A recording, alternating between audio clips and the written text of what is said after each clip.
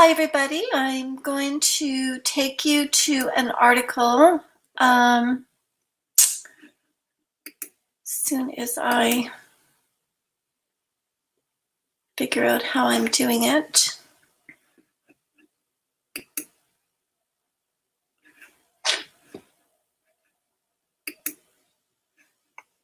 Here we go.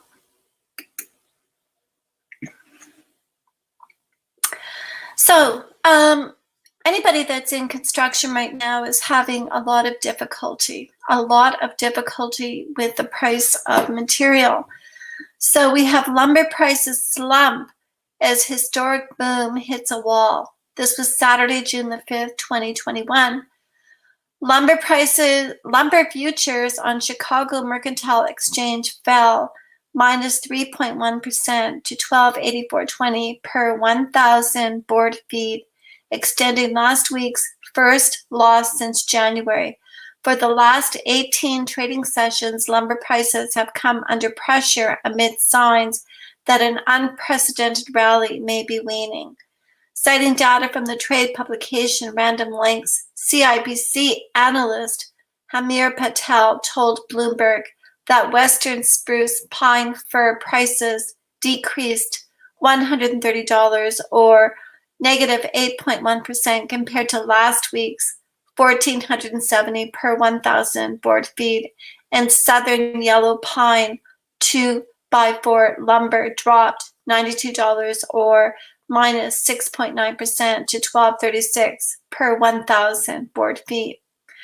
The decline comes alongside a drop in lumber's futures, which have tumbled into a bear market, minus 25% in recent weeks, from an all-time high reached earlier in May of around $1,711 per 1,000 board feet. That is $1,700 per 1,000 board feet.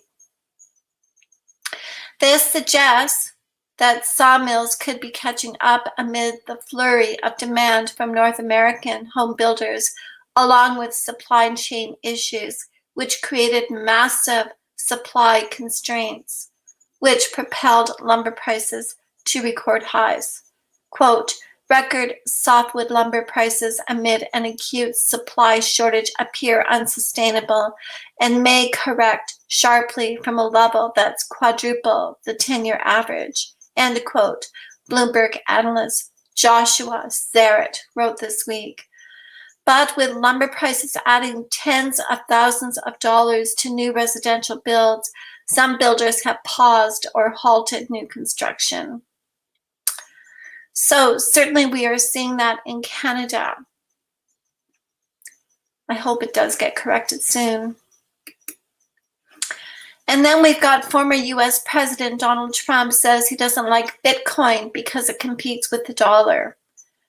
Former US President Donald Trump told Fox Business that he doesn't like Bitcoin because it competes with the dollar. Former US President Donald Trump told Fox Business that he doesn't like Bitcoin because he sees it as a competitor to the dollar. Quote, Bitcoin just seems like a scam, said Trump in the interview. I don't like it because it's another currency competing against the dollar. Essentially, it's a currency competing against the dollar, and I want the dollar to be the currency of the world. With his comments, Trump showed his understanding of Bitcoin for what it is, a currency that obsoletes all other money, hence his fear that the dollar could lose its world reserve currency status. The former president of the US was also asked about his stock market investments. He shared that although he was previously invested in the American stock market, he is not currently investing in it because it's too high. Trump's evaluation of and response to the growth of Bitcoin stands in stark contrast to the president of El Salvador's recent announcement that its country will declare Bitcoin as legal tender, a nation-state level demonstration of financial privilege in play. Consequently, this illustrates that countries which are not financially sovereign may be theoretically inclined to adopt Bitcoin and enjoy its benefits before those who are in control of solid fiat currencies around the world. Something Vijay Boyapti argued in the bullish case for Bitcoin, for instance. By acknowledging Bitcoin's potential for dethroning the dollar as the world's reserve currency, leaders worldwide are faced with two options: to fight it or to adopt it.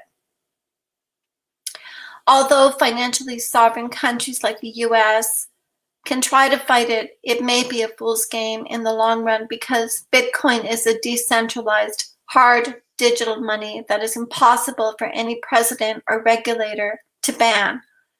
El Salvador's choice to adopt it before an eventual Bitcoin accumulation race by countries around the world may turn out to be the better strategy after all. Well, the problem with Bitcoin is that it can be used by the bad guys to money launder. So it's strictly peer-to-peer. In other words, you don't have any real disclosure in terms of who is putting money in there, and you can't find a trail. So it can be very disruptive to countries that have, their establishment currency, like the US dollar, like the Canadian dollar. So, and we know that Bitcoin has made a lot of inroads here in Canada as well, and certainly can be used in your mortgage application. If you want to borrow money, you can certainly disclose that as an asset, and it would be taken very, very seriously indeed. So, I haven't posted anything for a long time. That'll be all for now.